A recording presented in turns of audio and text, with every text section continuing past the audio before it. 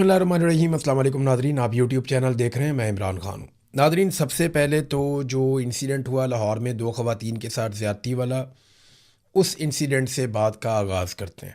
मेरे पास और भी कुछ ख़बरें हैं, वो ख़बरें भी मैं आप तक पहुँचाता हूँ। इसमें जो लड़के अभी पकड़े गए हैं ना, उनमें 3 लड़कों के नाम मैं जानता हूँ, और जहाँ से ये लड़के पकड़े गए और जिस तरह इन्होंने गिरफ़्तारी दी और जिसने इस गिरफ़्तारी में किरदार अदा किया, अब आहिस्ता आहिस्ता कहानी खुलकर सामने आ रही है, क्योंकि लोग राब्ते करना शुरू हो गए हैं। ये जो लड़के हैं, इनके पहले नाम आप सुन लें। एक का नाम सिकंदर है, एक का नाम हसन है और एक का नाम रज़ा डार है। ये 3 लोगों का नाम तो मैंने आपको बता दिया। रज़ा डार जो है, ये इसहाक डार का नवासा और अली डार का भांजा है।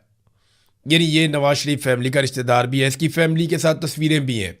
वो ख़वातीन ने बताया भी है कि ये साबिक़ वज़ीर आज़म के साथ, बाकी लोगों के साथ इनकी काफ़ी तस्वीर हैं, और वह तस्वीर इन्होंने उन्हें दिखाकर मुतासर करके पाकिस्तान में बुलाया था दिहाड़ी लगाने के लिए कि इनसे हम पैसे निकलवाएंगे। अब हुआ ये कि ये जो बाकी लड़के 3 गिरफ़्तार हुए हैं रज़ा डार के अलावा, वो जिन लड़कों के साथ मौजूद थे उनमें से कुछ ने मेरे साथ रब्ता किया। अब वो कुछ चीज़ें उन्होंने मुझे बताई हैं जो बड़ी इंटरेस्टिंग है। जो हकायक है वो अब मैं आपके सामने रखता हूँ। एक तो ये जो कहानी सुनाई जा रही है ना, कुछ टाउट्स आ गए टीवी पे, जनाब बड़ा कमाल, पंजाब पुलिस ने ये कर दिया, उनके पास ट्रैक एंड ट्रेस का एक सिस्टम है, उन्होंने इस तरह करके किया, उस तरह करके किया। ये ऐसा नहीं है। ये मामला ये है कि वो जब लड़कियों का रब्ता करवाया गया उनके माँ बाप से, एक तो उनके साथ जो जुल्म सितम हुआ वो तो सारा रिकॉर्ड का अब हिस्सा है, और ताकतवर लोगों के कहने के ऊपर जो दफ़ा 164 का बयान है उसको सील कर दिया गया है। वो ख़वातीन जो कुछ बताकर गई हैं वो चीज़ सील कर दी गई है, और अब केस को दबाने की कोशिश की जा रही है, क्योंकि इसके पीछे शरीफ ख़ानदान का, क्योंकि बीच में नाम आ गया है, उनके लोगों का नाम आ गया, लिहाजा आपको पता है, आइडिया आपको है कि फिर क्या होता है। देखिए ना, इसहाक डार का दफ्तर तो इस्तेमाल हुआ वीज़ों के लिए, और वहीं से ये कहानी शुरू होती है। जब वो लड़कियों ने अपने वालिदैन से रब्ता किया तो वो जो डच लड़की थी उसने अपनी ज़ुबान में कोई कोड बताया वालिदैन को, और उन्होंने फिर रब्ता किया एम्बेसी के साथ। मामलात बड़े गर्म हो गए, फौरी तौर पे सिस्टम मुतहर्रिक हो गया, और फिर अली डार ने मुबैना तौर पे रब्ता किया उन लड़कों से। अब ये बात उन लड़कों की है जो लड़के गिरफ्तार हुए, और उन लड़कों ने ये बात अपने दोस्तों को बताई, अपने करीबी लोगों को बताई, और वहीं से उठकर वो फिर बाद में गिरफ्तारी देने के लिए भी गए। और उस वक्त भी अली डार उनसे राब्ते में था, जो इसहाक डार का बेटा है और जो इस वक्त पंजाब के अंदर एक मिनिस्टर भी है। तो अली डार ने राब्ता किया इन लड़कों को कि मुझे एग्जैक्ट लोकेशन अभी भेजो उस जगह की, और तुम फौरी तौर पे वहां से निकलो। तो उन लड़कों को अली डार साहब ने मुबैना तौर पे वहां से निकाला, और वहां पे जो लोकेशन है वो भी मंगवाकर पुलिस को दी। फिर पुलिस जब वहां पे पहुंची तो वहां सिर्फ लड़कियां थी, उनको बाजियाब करवा लिया गया। बस सादी बात यह है, लड़कियां इस तरीके से बाजियाब हुई हैं। वो लड़के वहां पे नहीं थे, पुलिस ने कहा जी हमें बंदे चाहिए। फिर उनमें से एक लड़के को अली डार का फोन आता है, और अली डार उस लड़के को कहते हैं कि यार कोई बंदा फिर तैयार करो अपनी जगह पे जो ये इल्ज़ाम अपने सर के ऊपर ले ले, तो तुम्हारी बचत है। और वो बेचारा इधर उधर फ़ोन शून करता है, भाग दौड़ करता है, बेचारा तो नहीं है, जालिम लोग हैं, तो उसको कोई बंदा नहीं मिलता। तो दोबारा अली डार का रब्ता होता है, तो वो कहता है यार तुम फ़ौरन जाओ और जाके एसएसपी तौकीर को मिलो, और फिक्र ना करो, ठीक हो जाएगा सब कुछ। अब जो होना था वो हो गया, जाओ जाकर एसएसपी तौकीर को मिलो। भागने दौड़ने का फ़ायदा कोई नहीं है, जाकर वहाँ पर गिरफ्तारी दो, हम मामलात को देखते हैं, मामला ठंडा हो जाएगा। बहरहाल जो भी यकीन दहानी करवाई अली डार ने बहला फुसला के उस लड़के को, अब मैं उसका नाम नहीं बताऊंगा इस वक्त आपको, ये जब कोई मुझे चैलेंज करेगा तो फिर मैं चीज़ें सामने रखूंगा, मेरे पास सबूत है इन सारी बातों के, क्योंकि जिसने मुझे बताया उसने ये कहा मुझे, तो मैं ये बता रहा हूँ, और ये मुबैना तौर पे है जिस तरह मुझे बताया गया। और उस बंदे ने बताया, जो बंदा साथ मौजूद था जब वो लड़का उठ के गिरफ्तारी देने के लिए गया, और वो लड़का रो पिट रहा था, उसने सारा कुछ बताया। उसने कहा जनाब मेरा उस तरह का कसूर नहीं है, ज़्यादा कसूर उसका रज़ा डार का है जो इसहाक डार का नवासा है, यानी ज़्यादा कसूर इसहाक डार के नवासे का है। और वो तो अड़ गया था कि मैंने बहुत ज़्यादा पैसे इन लड़कियों से लेने। वो लड़कियां कह रही थी अच्छा ठीक है हम $1-2 लाख दे देते हैं, लेकिन वो कहता था नहीं जी मैंने तो इनसे $3 मिलियन लेने हैं। पहले 3 मिलियन पे अड़ गया, फिर और पैसे कम हो गए, फिर 15 मिलियन के ऊपर, 1.5 मिलियन के ऊपर कोई बातचीत हो गई। तो वो कहानी एक अलग है, वो लेन देन का तो मामला नहीं है। मामला तो असल ये है कि इंसानियत की तजलील की गई है, बड़ा जुल्म हुआ है, जबर हुआ है और ज़्यादती हुई है 2 ख़वातीन के साथ, जो पाकिस्तान की शहरी भी नहीं है, और पाकिस्तान का इमेज ख़राब हुआ है इस केस की वजह से। तो अली डार साहब का ये रोल अभी तक, यहाँ तक तो पता चला है, बॉस के बारे में अभी तक नहीं कोई बता रहा। यानी बॉस के बारे में एक कहानी मार्केट में फ्लोट की जाएगी आने वाले वक्त में कि ये बॉस कोई तीसरा चौथा आदमी है। कई लोग जो है वो ये दावा कर रहे हैं कि बॉस जो है वो भी शरीफ खानदान का बंदा है, लेकिन बॉस के बारे में ये दावा किया जा रहा है कि वो कोई अलग आदमी। ये कहानी अभी मार्केट में आ जाएगी, लेकिन असल बात यह है कि उसको गिरफ्तार करके सामने लाया जाए। अब बंदे अरेंज किए जा रहे हैं इस तरह के जो आकर ये इल्ज़ाम अपने ऊपर लें। कहानी जो नहीं आएगी ना, वो पता क्या आएगी, मैं आपको बता देता हूँ कि जनाब ये जो लड़के हमने गिरफ्तार किए हैं ना, ये कहानी मैं आपको बता रहा हूँ जो तैयार हो रही है, और बाकायदा एक जगह बैठ के कहानी तैयार हुई है कि ये जो लड़के अभी गिरफ्तार हमने किए हुए ना, इनका इतना बड़ा किरदार नहीं है, इनका तो लेन देन का मामला था, तो ये तो रिकवरी करना चाहते थे, तो इन्होंने कुछ लोगों को बुलाया ख़वातीन पे सख्ती करने के लिए, ये वहाँ से चले गए। ख़वातीन के साथ पता नहीं उन लोगों ने क्या किया, वो जो भी उन लोगों ने ख़वातीन के साथ किया उसमें इन लड़कों का कोई किरदार नहीं है। अब ये कहानी इस तरह ट्विस्ट देने की कोशिश की जाएगी। ख़वातीन को ख़रीदने की भी कोशिश की जा सकती है, बहुत मुमकिन है इसके लिए भी कोशिश की जाए, लेकिन बॉस के बारे में अभी तक कोई नाम सामने नहीं आया। और ये लड़के गिरफ्तारी से पहले जहां मौजूद थे वहां मेरा किसी से रब्ता हुआ, और पहले कहा गया अपनी जगह बंदा तैयार कर लो, फिर कहा गया जाके एसएसपी तौकीर से मिल लो, थोड़ा बर्दाश्त करो, मामला जो हैं वो हल हो जाएंगे, कुछ नहीं होता तुम्हें, तो ये मामला ठंडा हो जाएगा आहिस्ता आहिस्ता।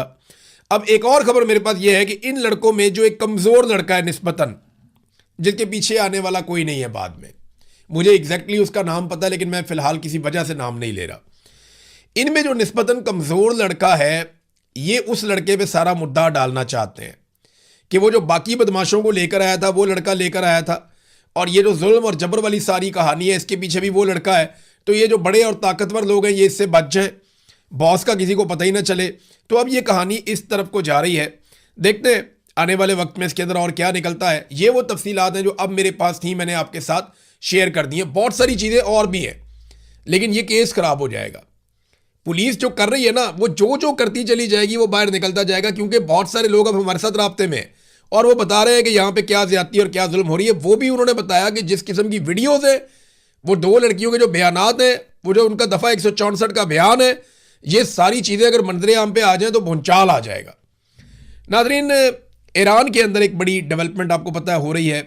शहीद आयतुल्लाह अली ख़ामनेई की शहादत के बाद अब उनकी तदफीन का मरहला आ गया है। देखिए, शहीद हुए थे वो आज से कई महीने पहले, 28 तारीख थी फरवरी की, जब अमेरिका ने अटैक किया था। आयतुल्लाह अली ख़ामनेई शहीद हो गए थे, और अब जुलाई का महीना शुरू हो चुका है, यानी मार्च, अप्रैल, मई, जून, 4 महीने गुजर गए और 5वें महीने में उनकी तदफीन हो रही है। ये बहुत देर के बाद तदफीन की जा रही है। इसकी वजूहात भी हैं कि इस बीच में जंग लगी रही, बड़ी गैर मुतवक्के सूरत हाल थी। उन्हें इस बात का डर था कि हम जब तदफीन का मरहला आएगा तो कोई अटैक ही ना हो जाए, कोई और मामलात ना हो जाएं। बहरहाल पहले मुज़ाकरात वगैरह हुए और उसके बाद जब चीज़ें कुछ नॉर्मलाइज हुई तो अब तदफीन की जा रही है। 100 के करीब ममालिक से लोग वहाँ पे गए हैं ईरान में। अरब ममालिक के बारे में ये खबर दी गई अमरीकी मीडिया में, और ये दावा किया गया कि अरब ममालिक को अमेरिकन सरकार ने इन्फ्लुएंस करने की कोशिश की कि आप लोगों ने नमाज जनाजा में नहीं जाना और आप ईरान से अपने आप को डिस्टेंस करें, वरना अमेरिका के साथ आपके मामलात अच्छे नहीं होंगे। अब इस किस्म की खबरें रिपोर्ट हुई, लेकिन इसके बावजूद सऊदी अरब से भी वफद गया और ममालिक से भी गया। अफ़गानिस्तान से 2 वफद आए। एक वफद तो अफ़गान तालिबान का जो है उनकी सरकार का, और दूसरा जो अफ़गानिस्तान के अंदर नहीं रहते, अहमद मसूद वगैरह, ये इनको भी बुलाया गया ईरान ने, और उनको टाइटल दिया कि ये मुज़ाहमत करने वाले लोग हैं, तो उनको भी बुला लिया। तालिबान ने इसके ऊपर बुरा बनाया, लेकिन फिर भी दोनों को एक जैसा प्रोटोकॉल दिया गया ईरान के अंदर।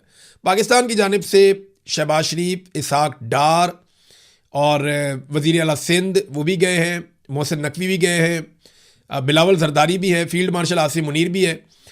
ये सारे लोग गए हैं पाकिस्तान की तरफ से, और बहुत बड़ा वफद है पाकिस्तान का जो इस नमाज जनाजा में शिरकत के लिए गया, फ्यूनरल में शिरकत के लिए। लेकिन मैं ये तस्वीर आपको एक दिखाता हूँ, इसको ज़रा देखें आप और अंदाज़ा करें कि क्या ये प्रोटोकॉल है, क्या ये दुरुस्त प्रोटोकॉल है कि फील्ड मार्शल सेंटर में सरकारी मुलाजिम जिसने रिटायर हो जाना है 22वें ग्रेड का ऑफिसर, और वज़ीर आज़म उनके एक पहलू में और नायब वज़ीर आज़म उनके दूसरे पहलू में, यानी वस्त में फील्ड मार्शल और एक साइड पे वज़ीर आज़म और दूसरी साइड पे नायब वज़ीर आज़म, और बिलावल जरदारी पीछे हाथ बांध के सर झुका के अच्छे बच्चों की तरह चल रहा है। ये मनाजिर देखकर मुझे बड़ी खुशी हुई। देखें, जुल्फ़िकार अली भुट्टो ने जो सियासत शुरू की थी ना अयूब खान के साथ मिलकर, जो protocol field marshal Ayub Khan को जो हैसियत जुल्फ़िकार अली भुट्टो ने दी वो डैडी करार देते थे, अब वही हैसियत बिलावल आज फील्ड मार्शल आसिम मुनीर साहब को दे रहे हैं। तो भुट्टो साहब ने वो जो दाग धोया वो अपने खून के साथ धोया, उनकी बेटी को अपना खून देना पड़ा तब जाके ये दाग धुले। लेकिन जरदारियों ने जब पीपल्स पार्टी पे कब्जा किया तो चाहे वो आसिफ जरदारी हो चाहे वो बिलावल जरदारी हो, उन्होंने पीपल्स पार्टी को वहीं पहुंचा दिया जहां से जुल्फ़िकार अली भुट्टो ने अयूब खान को डैडी कहते हुए आगाज़ किया था।